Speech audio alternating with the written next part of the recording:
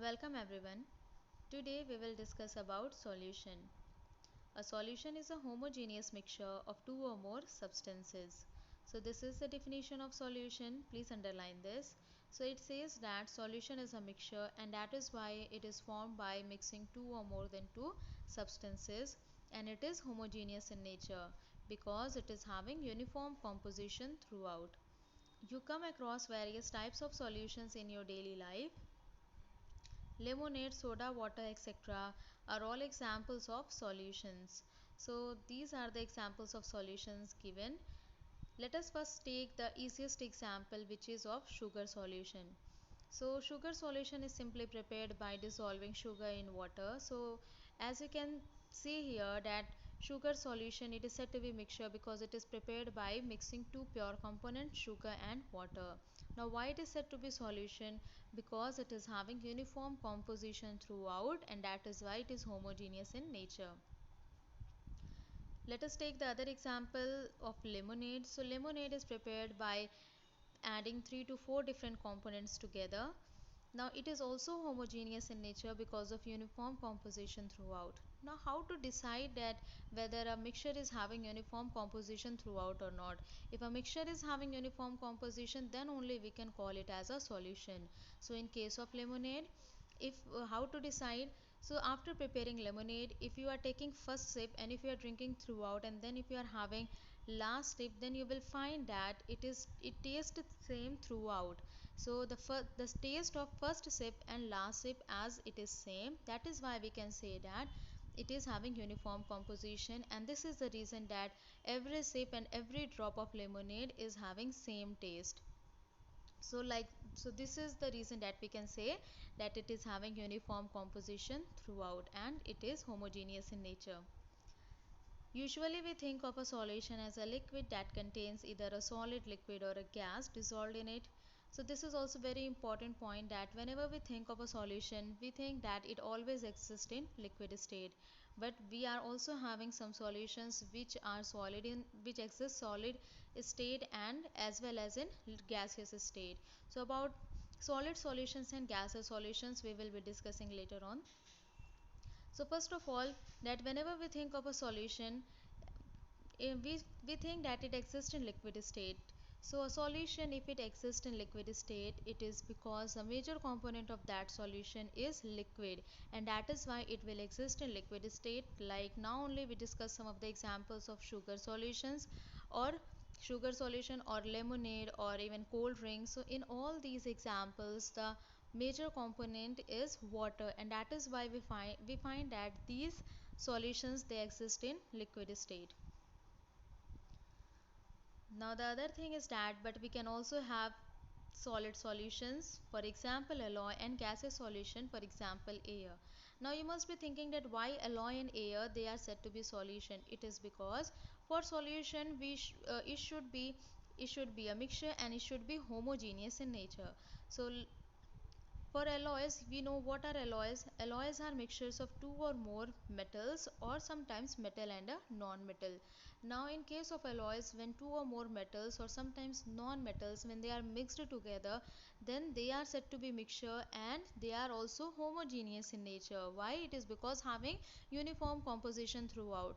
The most common example of alloy is stainless steel. So we know that in case of stainless steel, it is also having uniform composition throughout, and stainless steel, it is prepared by mixing iron, and non-metal is also used, which is carbon, and other two metals which are chromium and nickel. So all these four components, they are mixed together, and then only we get stainless steel. But stainless steel, it is a mixture and it is having uniform composition. That is why it is homogeneous in nature.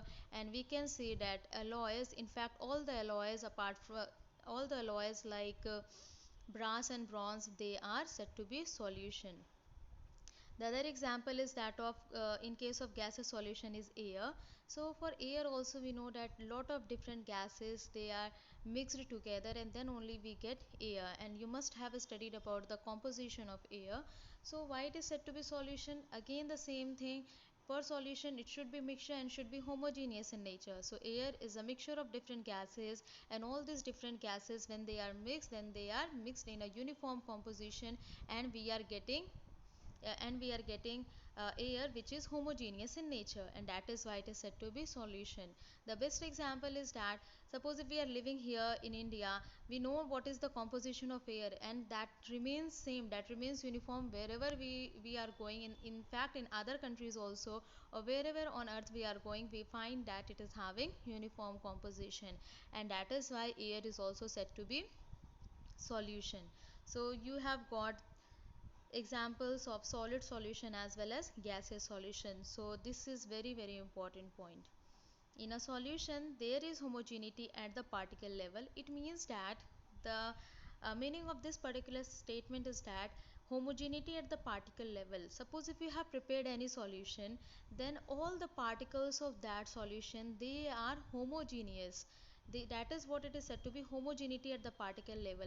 If all the particles, they are homogeneous in nature, means that all the particles of that solution, they are having similar composition, or they are having similar compositions. That means all composition of all the particle is same throughout, and that is why we find that overall solution is also homogeneous in nature. For example, lemonade tastes the same throughout. This shows that particles of sugar or salt are evenly distributed in the solution. That is what I have said, that from the first sip till the last sip you are having the same taste, which means that or every sip or every drop of lemonade or even every particle of lemonade, they are having similar composition, and that is why you are testing it same throughout. So this is about the basic concept of solution, in which we have discussed about, first of all, definition, and then some examples, and then also one very important point we discussed, that solution, it exists in liquid state, in solid state, as well as in gaseous state. And we also discussed some of the examples for solid solutions and gaseous solutions, which are very important. Now, for more to know, it is given more about alloys, as I have already told you that alloys are mixtures of two or more metals, or a metal and a non-metal, and they cannot be separated into their components by physical methods. Apart from this, you also need to remember some of the very commonly used alloys like stainless steel, brass and bronze. So it is given in the last line that, for example, brass is a mixture of approximately 30% zinc and 70% copper. For bronze also you can find. So this is about the alloys, and this is, today we had discussed about solution, and we are going to discuss more about solution. That means particularly we are going to discuss about the examples, as well as we are also going to discuss about the properties. Once you will come to know about the properties, then it will be very much easier for you to understand that uh, what kind of mixture we can call it as a solution. But today you should know that solution is a mixture and it is homogeneous in nature. So this is the first property of solution, that it is homogeneous in nature, which is very important. Thank you.